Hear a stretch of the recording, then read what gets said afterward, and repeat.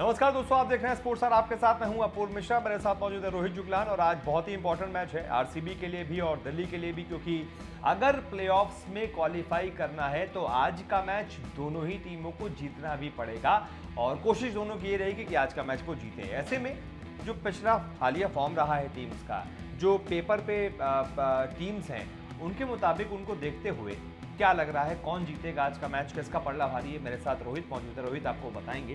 रोहित, दोनों टीमों के फॉर्म को देखते हुए पिछले मैचेस जिस तरीके से खेली हैं, 1-to-1 खिलाड़ियों को मार्क करते हुए अगर आप देखें तो आज के मैच में किसका पलड़ा आपको भारी लग रहा है? पेपर पे मैच में कोई कैसा खेला हमें नहीं पता, पेपर पे कौन लग रहा है कि आज ये टीम जीत? पेपर पे भी तो समझ नहीं आ रहा है, क्योंकि 9 मैच 14 पॉइंट दिल्ली के थे और 9 मैच के बाद वो टीम हारी है 4 मुकाबला है ना, और आज 5वां मुकाबला खेलना है।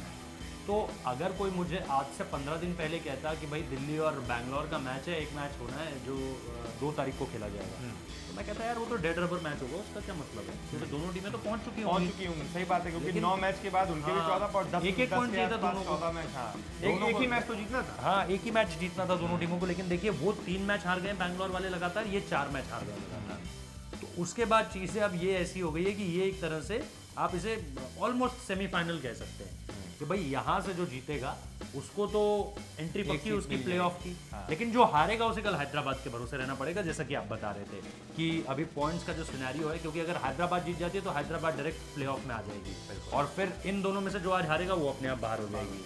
लेकिन अगर हैदराबाद इन दोनों में से जो हारेगा फिर उसका और केकेआर का नेट रन रेट मैच किया जाएगा, उस हिसाब से होगा। जैसे इनके 14 पॉइंट अभी देखिए, 14 इन तीनों के, ठीक है। उसके बाद केकेआर के 12 पॉइंट है। केकेआर अभी इनके भरोसे है, तो इनमें से जो भी हारेगा, केकेआर के कल 14 नहीं हुआ और नहीं कल, अच्छा हाँ नहीं कल 12 हुए हैं शायद, केकेआर के 12 हुए हैं और नहीं 12 हुए हैं, बता रहा हूँ एक सेकंड, क्योंकि तीनों के ऊपर से और हाँ एसआरएच जीतेगी तो उसके 14 हो जाएंगे, तब भी चांस है। अगर आज हार भी गए तब भी चांस है। फिर ये देखना पड़ेगा नेट रन रेट का क्या हिसाब किताब रहता है। चलिए, मैं आपको एक बार फिर से बताता हूँ। मेन बात यही है कि यार इन दोनों टीमों में देखो, ऑन पेपर तो बहुत सारी चीजें हैं जिसको लेकर के बात की जा सकती है, लेकिन प्लेयर कोई चल नहीं रहा है। मुझे लगता है अगर आज आप देखें तो मैं सही कह रहे हैं आप, केकेआर के भी कल 14 हो गए। हाँ, तो मतलब इनमें से जो भी हारेगा, मतलब एसआरएच के 12 थे, मैं उससे कंफ्यूज था। इनमें से जो भी हारेगा फिर उसका भाई नेट रन रेट देखना पड़ेगा कि जो हारा है कितने बड़े। केकेआर का नेट रन रेट भी कोई खास नहीं है। हाँ, -2.14 है, -0.214, और अभी आरसीबी का -0.145 और डीसी का 0.159। जो आज हारेगा उनका थोड़ा और गिरेगा, कम हो जाएगा।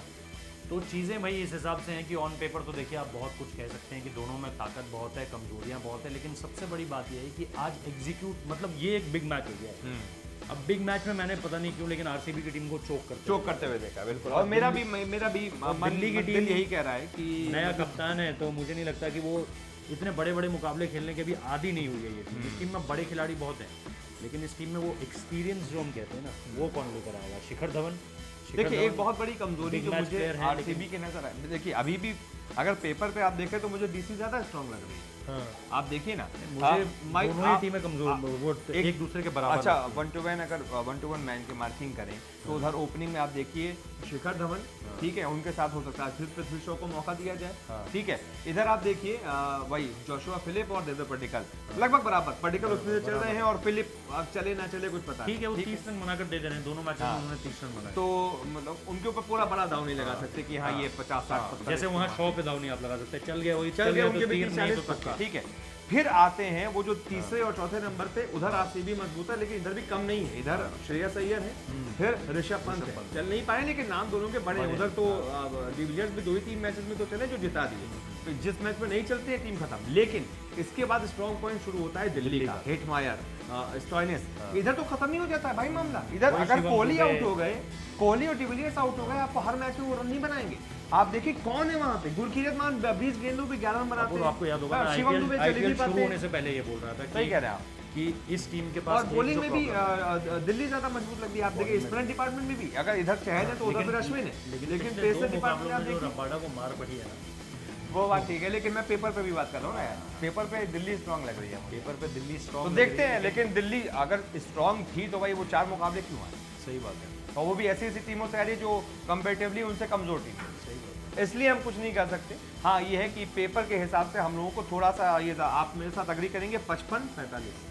मैं तो मैच शुरू होने से पहले 50-50 कहूंगा, 50-50 क्योंकि आप कहेंगे, दोनों ठीक है। टीमें एक हाँ। टीम चोक कर जाती है जो कि आरसीबी की है, RCB दूसरी टीम के पास एक्सपीरियंस नहीं है बड़े बड़े मैचेस मुकाबले खेलने का, ना उनका कप्तान अभी उतना अनुभवी है।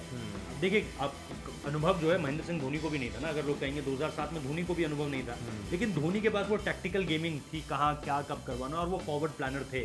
जैसे हमने सुपर ओवर में उनका एग्जांपल देखा था कि इंडियन टीम 2007 में सुपर ओवर की प्लानिंग पहले से करती थी। सही बात। तो ये धोनी की मानसिकता थी ना कि अगर कहीं और किसी टीम ने कभी प्रैक्टिस ही नहीं की थी पाकिस्तान पाकिस्तान ने तीनों मिस कर गए, तीनों मिस कर गए, इंडिया से उनको तीनों समझ ही मार नहीं गए। आ रहा था, बिल्कुल तीनों मार गए। तो क्योंकि ये चीज कप्तान ऐसा था, ये उसने पहले चीज़ से प्रैक्टिस हाँ, करवाई। आइए, और इसीलिए तो उन्होंने रॉबिन उथप्पा को दिया आखिरी गेंद, आपको याद है रॉबिन हाँ। उथप्पा ने डाली थी। फिर उन्होंने टोपी रॉबिन ऐसे उथप्पा ने ऐसे की। कभी गेंदबाजी नहीं करते, सहवाग ने डाला था एक गेंद हरभजन ने डाला था। सिर्फ हरभजन एक और ऐसे मेन गेंद मेन बॉलर तो proper बचे bowler थे। सारे, आरपी सिंह बचे थे है ना उसमें जो थे, तो ये सारे के सारे गेंदबाज जो है वो बचे हुए थे। तो ये धोनी की तरह टेक्टिकल उनकी अभी लीडरशिप देखने को नहीं मिली है। तो अय्यर प्रूव कर सकते हैं अपनी कि वो बड़े मैच के कप्तान भी हैं, और धवन बिग मैच प्लेयर रहे हैं, लेकिन इनके अलावा बड़े मैचेस कोई ज्यादा खिलाड़ी खेला नहीं है। दूसरी तरफ वो टीम बड़े मैच तो खेली है, लेकिन बड़े मैच का दबाव नहीं झेल पाती। तो ये टक्कर है आज। ये मैं टक्कर है। 50-50 आपके हिसाब से 50-50 है, और मेरे हिसाब से 55-45। 55 इन एडवांटेज आप फेवर दिल्ली ऑफ को दे रहे हैं। 55 इन फेवर ऑफ दिल्ली मेरे हिसाब से। देखते हैं भाई, आप लोग भी अपना अपना बताइए कि आप लोगों को क्या लगता है, किसका ज्यादा पलड़ा भारी है, किसका हल्का है। और लेकिन आप बैंगलोर को जिता रहे हैं, जैसे आप मुंबई के अगेंस्ट खड़े थे। मैं दिल्ली के लिए मैं क्यों कह रहा हूँ कि मुझे लगता है दिल्ली का, अच्छा, आप दिल्ली को जिताना इसलिए मैं चाह रहे दिल्ली को जिता रहा हूँ ना। ठीक है। 45% देके मैं आरसीबी को कैसे जिता नहीं, सकता हूँ। देखिए हम तो वो दिल वाली बात। अच्छा आप कह रहे हैं कि अच्छा 55 आपको उधर बता लोगों रहे के हैं। सामने तो सच बोलना पड़ेगा कि भैया 55-45 है, लेकिन मेरा फिर भी जो मैं चाहता हूँ आरसीबी जीते।